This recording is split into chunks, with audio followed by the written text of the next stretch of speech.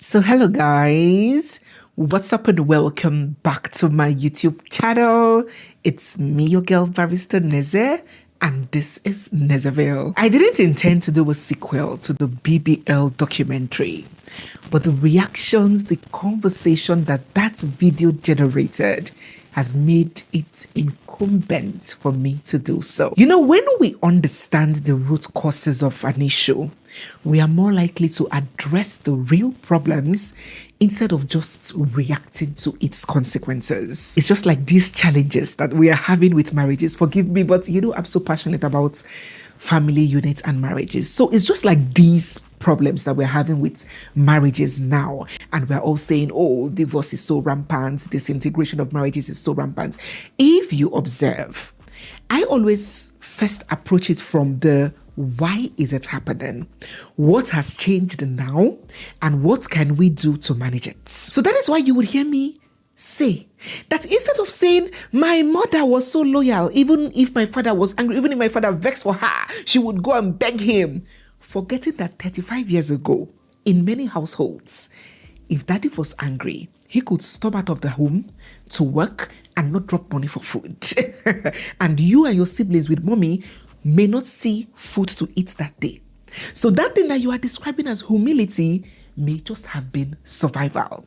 And that may not apply to the realities of the marriage that you have now. Revealing root causes is always the best route to understanding the context of issues. And we may say, oh, for me, I love myself like this, nothing can make me do that. Oh, this is for people. What about our daughters coming? Will we completely be responsible for their ideologies? This is the reality of what they would face in 10, 15, 20 years to come. By then, who knows, the crazy rave may not be BBL. It may be some other crazy stuff.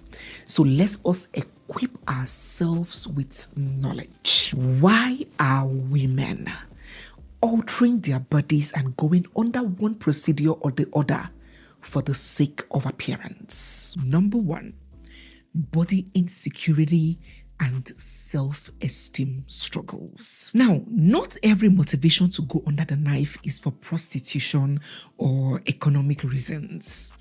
Many women genuinely struggle with body dissatisfaction. And I want us to have a mature and realistic approach and conversation here, not just the insult, blame, and shame approach. Because we are all different people with different histories and different stories. Where this person may be coming from may be different from where you are coming from.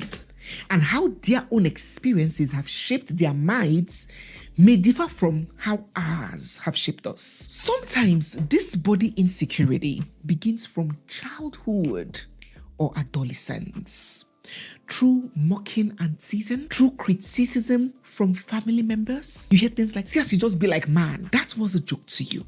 But to her, an identity was being formed. An impression of self was developing. Words like, see as though your sister's fine, see as though your sisters get shaped, now only you straight anyhow. These issues stem from comparison with siblings and peers. Repeated comments about a girl's weight, shape, skin, or a specific part of her body. In secondary school, there was this word they used to use, DKNY. It's a designer. When you hear it, you think it's designer they're talking about. It's not designer. DKNY then meant double kegs, no yash. That was the way they used to describe girls who were busty but didn't have the behind. In university, for example, you may hear some guys say, girl, bring your friends, them we set, oh, bring girls we set, we get bites. So don't bring that one way her back be like Blackbird. That young girl is hearing this. She is internalizing it. And when those experiences happen repeatedly, they can settle into a person's self-image. And that girl will grow up believing that something about her body is fundamentally wrong. And even when the criticism stops, that internal voice often does not go away. That insecurity becomes tied to her identity. It affects the way she dresses. It affects the way she carries herself, the way she moves in public, the way she approaches relationships, because she will not feel good enough. She would always overgive, overcompensate, because she will feel like he's even managing me. Like a man is doing her a favor by accepting someone that looks as ridiculous as she does. It affects the way that girl sees herself in the mirror, in the way, in photographs. She starts avoiding swimming pools and beaches.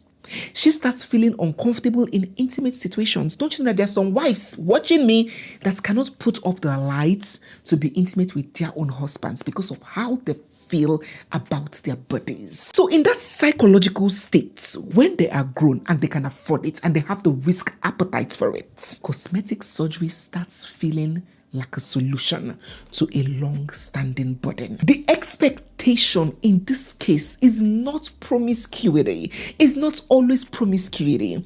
Sometimes it is the hope that changing the body will bring relief.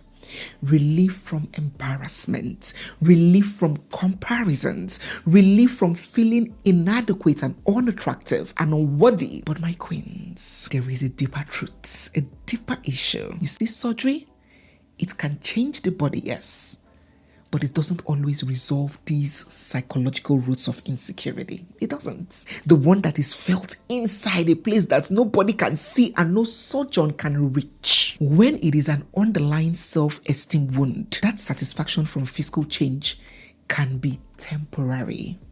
And that's why you see that some of these ladies who have gone under the knife, they keep pursuing additional procedures in search of that confidence, that relief that they hoped the first surgery will bring, but did not bring. So my queens, it is in the mind. It is the inside that needs surgery more. Husbands, my odugus, I want you to watch your mouth and what you tell your wives about their bodies. Because you may feel like, oh, it doesn't mean nothing, I'm joking. See, the most annoying thing you can ever think is when you expect everybody to react to something the way you react, as though you are the world's standard, the world's best practice. The way a man would react or feel about someone teasing his body is completely different. The impact is different from the way a woman will. A man can go to an event looking his best, and as he comes in, his friend will be like, my guy, you don't chop up, we'll see your belly. You know, they would laugh about it. They would shake hands, and he would go and have a good time. But a woman who dresses up her best and steps in, and the first comment she's getting is about how big her stomach is, you have ruined her event. She will be self-conscious about that stomach throughout the event. Let us watch our tongues and what we tell people. Mothers, aunties, relatives, siblings, please stop. I don't know whether we're still doing this in modern 21st century, but if you are, please stop comparing your children. Stop comparing siblings with one another. And to the best that you can, do not allow anybody to. Some people do it subconsciously. Even my son, I have a son that is light-skinned like my mother-in-law. I have a one that is very dark with boo-boo eyes like me, very handsome. But I see that some people would want you to say, hey, this one is fine, this one is fair, this one. People do it. Sometimes they don't mean harm. But we have to find a way to politely educate people. Is education that it's not fair, it's not good to pitch siblings against each other regarding their looks. Parents, daddies, please speak positively to your children, to your daughters, to your girls from a very young age, because they will be up against a lot more pressure, social pressure, than we are faced with even now. So you can imagine what is happening now. Just imagine what would happen in the next 15 years. We need to equip them with a healthy appreciation of self in them. And hey, if you are new here, I don't know whether I've mentioned this, well, let me just chip it in here. If you're new here, you're seeing my face for the first time, or if you've been watching without subscribing, don't forget to hit the subscribe button, give this video a big thumbs up, drop your thoughts down in the comment section, and stay glued for we have so much more coming your way. Don't forget to join our premium community. We have a video coming up, I think it's scheduled to go up in about 2 days time, and it addresses very in-depthly this part of this discussion. Ladies, you need to invest in your growth. You need to invest in yourself. You might not know why you are reacting the way you are until someone enlightens you and guides you on why you are a certain way, or why you react a certain way to things, or why you feel a certain way about yourself or things. We are devoted to equipping and sharpening you in areas like this. So you can scan the school to join our community on school. If you do not want to join on school, you can join here on YouTube without having to download any other platform. Just click down there where you see subscribe, you will see join exclusive community there, so you can have access to these premium videos. Okay, so let us go to number 2. Why are we racking our heads, going through extreme processes, going under the knife to alter our looks for other women? You know, whenever I speak about women going to the extremes to attract the admiration and attention of fellow women, a lot of men explode. They are like, no, Barrister Neze, you cannot tell me that. Don't give me that. These women are doing it for men, for runs, for politicians, for prostitution. They cannot take it. And you know why? Because, you know, I keep telling you how people assume that other people are like them. People that always have the impression that people want to kill them, If you check well, they also know some kind of intention for. They easily get jealous about others. So they always feel like everybody wants to be jealous of them, don't want to see them succeed. If you check their hearts, you will see that they have a trace of that kind of feeling for others. So we as human beings, is called projection. We always project what we are, whom we are, how we react to things, that and assume that that's how other people are. So, because my odogus, it doesn't make any sense to them that they would go through inconvenience because of their fellow men. So that's why they argue. They can't understand that women will go through inconvenience for fellow women. They are projecting, but they don't know that men are from Mars and women are from Pluto. My odogus, you are important. You know that I love and cherish you. But I need you to get over yourselves on this one. I will tell you the truth. Now listen to me, because you do not and you can never know us more than us. Have you ever seen women at baby showers, at bridal showers? There are usually no men there. So have you wondered why women strive to dress and appear even better there than when they are going to an event that has men in attendance? I want you to think, close your eyes and think. You know, we use our brain here. Why are women dressing, lashes, heels, fine clothes, their best weaves to go for bridal showers and baby showers that are only women in attendance? If you are Nigerian, you should know about the August meeting, a famous all-women meeting held annually in the East by Igbo women. Oh, they travel far and wide from all across the country to go for that annual event. Women borrow money. They go into debts. Women fight their husbands who try to come in between their shine on that August meeting. Women prepare 1 year in advance for that program, for that meeting. Who would wear the most expensive lace? The ones that would wear the heaviest gold in that event. The ones whose drivers will bring them in Lexus, Jeep, and Prado. It is an all-women conference. No man in attendance. So who exactly are they impressing and oppressing? Have you seen where our daddies have meeting and you see our daddies putting in that much effort during their own meeting? Who would wear the heaviest ishagu? Whose red cap will be the longest? Have you seen that before? Dear men, I assure you, you do not know women. Just love us. Just adore us. But do not try too hard to understand us. You can never figure us out. We cannot even completely figure ourselves out. The irony. So how can you figure us out? Let me kukuma break the table, since you still don't want to understand what I'm talking about.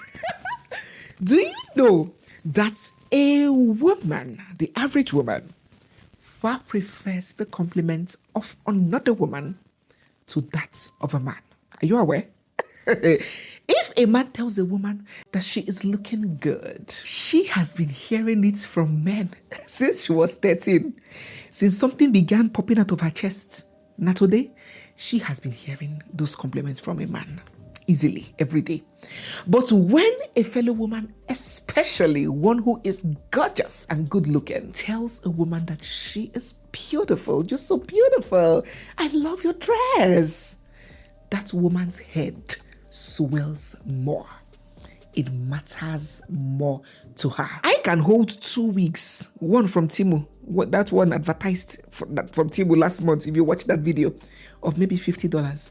And in my other hand, I can hold one worth millions. And I can tell my husband, baby, choose. He might pick the Temu one. So if I want to go for an event where I want to look pem, where would I wear that 100% human hair now if I want to do nganga? Is it a function full of men or the one full of women? Drop your answers down in the comment section if you know what I mean. Who does the gaze on the face of a full new makeup technique?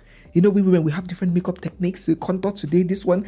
Who does the full gaze of that new makeup technique fall on more? Who does it appeal to more? Men or women? Do you know that a lot of men do not even fancy all these things we pack on our faces? To many of them, it's hideous. They prefer us with our natural face. But we still do it anyways. Why? I thought women enhance their appearance only for men. So why are they still doing it? Even women that their husbands have told, I like you like this, don't lose weight. She's still fighting to lose weight. I like you like this, no need for makeup. She's still making. Why? I thought this for men. Appearance, competition, quest for recognition and belonging is not always about men.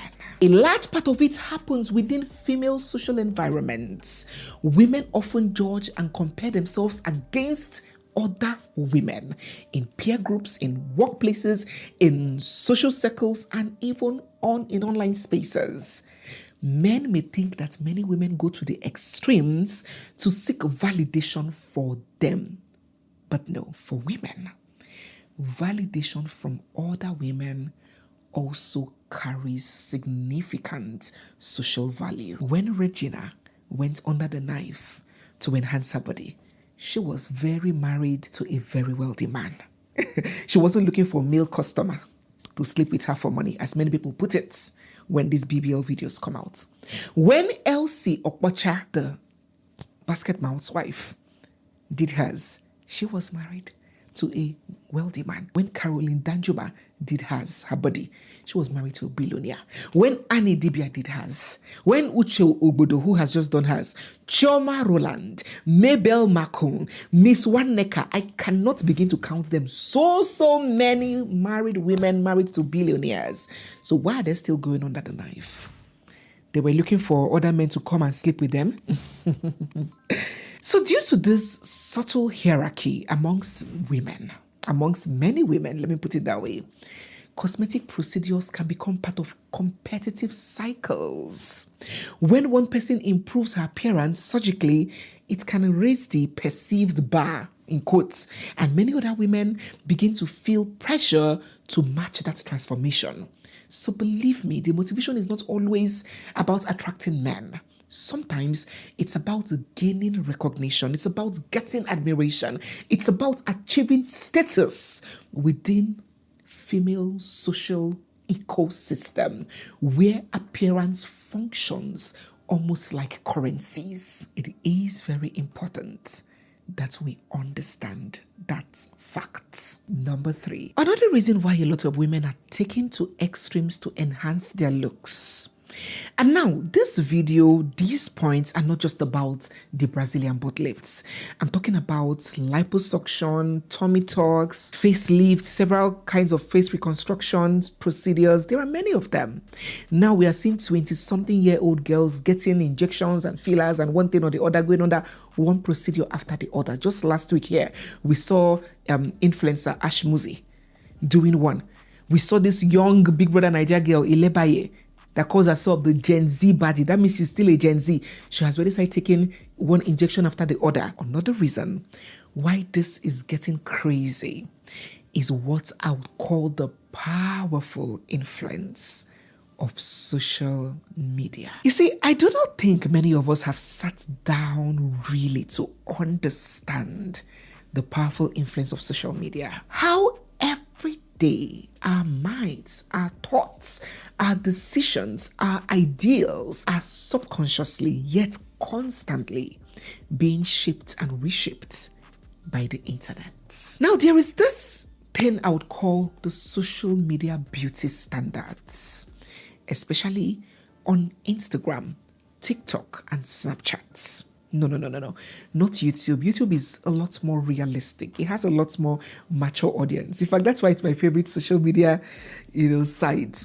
Not really Twitter, because Twitter is more intellectual, more of words than photos. Not Facebook also. Facebook is more family themed. Come as you are. We love you that way. Hips, but you see these three, stomach, Snapchat, Instagram, and TikTok. And when they have created a very specific ideal every day, the brain starts to normalize that body type. They start to feel ordinary, especially when self-esteem is already shaky. And over time, it creates the feeling that your natural body is inadequate, especially amongst younger, more impressionable girls. Even mothers who have 3, 4, 5 children, when they post pictures on these social media on these social media apps, they get mocked, they get laughed at, they get trolled for having big stomachs, forgetting that the reality is that is exactly how stomachs of most mothers with children appear. That their mothers at home, who is the best mother in the world, even have bigger stomachs. Look at what they did to Tasha of Big Brother. Is it Tasha or Tasha of Big Brother? Tasha, yes. Before she ran to get a breast lift. She's almost 40, if not more. She has been carrying her breast that way comfortably for many years until social media went crazy. And we see men, young boys, day in, day out, trolling her boobs, calling her breast names, insulting her for not having pecky boobs, forgetting that in real life, many women were born with their boobs never pecky. It's not out of promiscuity or out of childbirth. Some women were born with their boobs naturally taking that shape, not pecky. They bullied that lady until she ran and got breast augmentation surgery. That is what social media is doing to the beauty templates. Look at social media posts on red carpet events. Check the attention that these body types get on social media. When a particular body type is constantly rewarded with likes, comments, virality, and praise, you begin to find many girls begin to measure their own bodies against this social media standard, and comparison slowly creates dissatisfaction, and then they start looking for shortcuts. And believe me, more women than are willing to admit are hostages to these influencers. Let me tell you something. If there was a way, a magic way, a genie in a bottle way, where every woman in the world can choose to change, correct, improve, or alter a part of their bodies with zero risk. Listen to my English. Zero risk and zero financial cost. At the cost of absolutely nothing. They can just say the word and their bodies will, and they will get what they want. 95% of women will jump in for one thing or the other. Some is to grow their edges, some to get rid of acne, some better skin, some their nose, some to lose weight, to straighten their legs. Some will prefer that their breasts look different, others stomach, others my arm, my big arm, others hip dips. Most women will. It's just that some do not have the resources while others do not have the risk appetite. The digital beauty standard. It is a thing, and it is gripping people far more than they are willing to admit. Number 4, the economic incentives. In our last point, I just broke down this new beauty ideal that is fast being amplified on social media. Now, in industries where aesthetics are heavily rewarded, having a body that fits this current beauty ideal has proven to attract more attention faster than almost anything else. I'm talking about social media business, entertainment in general. Yes. Have you seen all these new female artists, new female musicians trying to break into the industry, all of them have their bodies done. Have you seen all the girls that got noticed on Big Brother Naija or have passed through Big Brother Naija?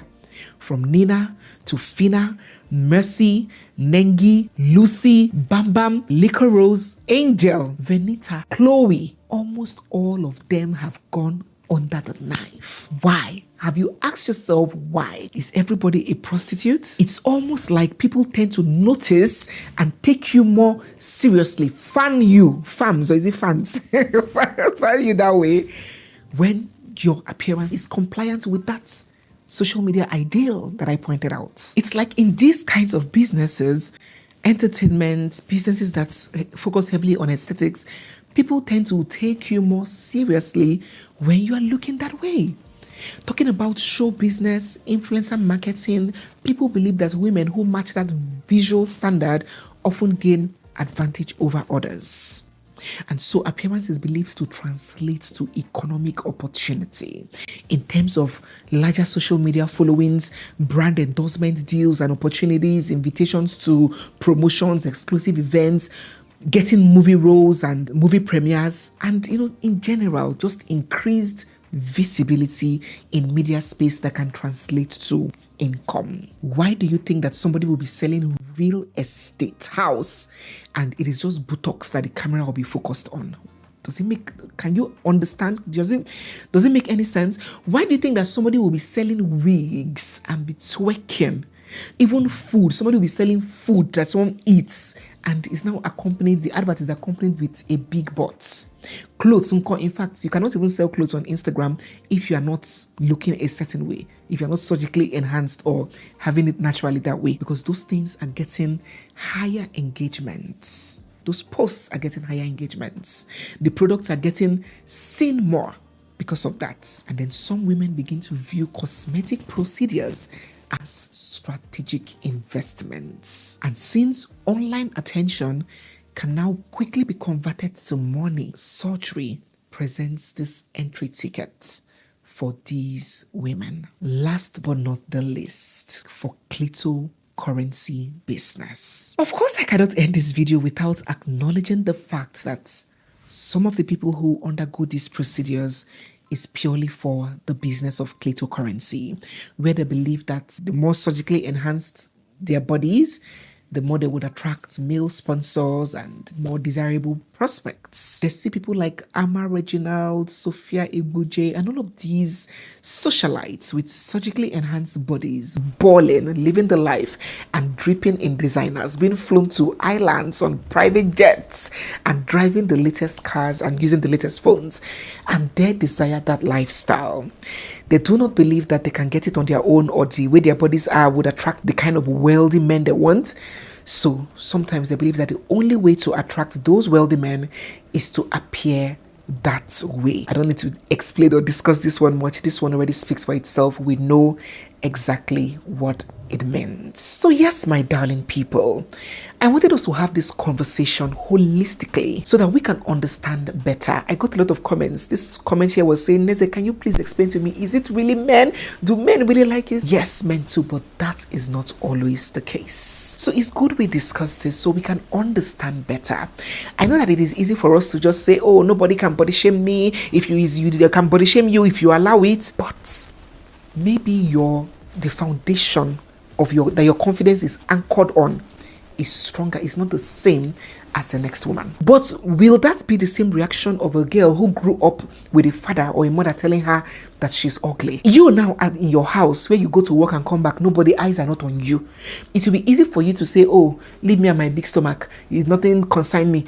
It might not be compared to that public figure, that actress who is out there getting trolled online every day of her life. So these are real issues. And don't forget, I said these are the reasons why these procedures are rampant now. I didn't say these are the justifications. Please, sometimes English can be very confusing. A reason does not equate a justification. A man can go and steal because his child is sick. When he goes to court, he can say the reason why I stole was to take care of my sick child, but that is not a justification. He will still get the consequence for his actions. So there are several reasons why Nigerian women, and not just Nigerian women, women generally are doing are going overboard, some going under the knife, a lot more these days going to the extreme to change or alter a body part or the other. It is a combination of many things, from economics to social media influence to insecurity to this changing beauty standards, and of course for the clito business. As I explained, it is an entire ecosystem surrounding beauty today, and I do hope that we got something from today's video. Let us share our thoughts and your experiences as well down in the comments section. So guys, yes, we have come to the end of today's video. If you're new here, you are seeing my face for the first time, or if you've been watching without subscribing, don't forget to hit the subscribe button, give this video a big thumbs up, drop your thoughts down in the comments section, and stay glued for we have so much more coming your way. Don't forget to buy a copy of our book. Oh my god, I'm seeing your comments in the comments section, and I am so honored. I am so grateful for those of you who have bought a copy and are leaving wonderful reviews. Somebody said, Neze, this is your big English. Are you sure English would not scatter my head there? No, that book was written in the simplest there's no lawyer grammar there. It's like having a conversation with your friend. It's so easy to read, so enjoyable, so interesting, and so educative, so informative. There is so much that you're going to know that you didn't know before reading that book. So grab a copy by scanning this code. If you're having challenges buying, you can just send us an email to info@nezemasterclass.com. The link to purchase on Amazon will also be pinned in the comments section. Thank you so much, guys, for being with me today. It's me, your girl, Barrister Neze, and this is Nezeville. I'll see you guys in my next one. For now, bye.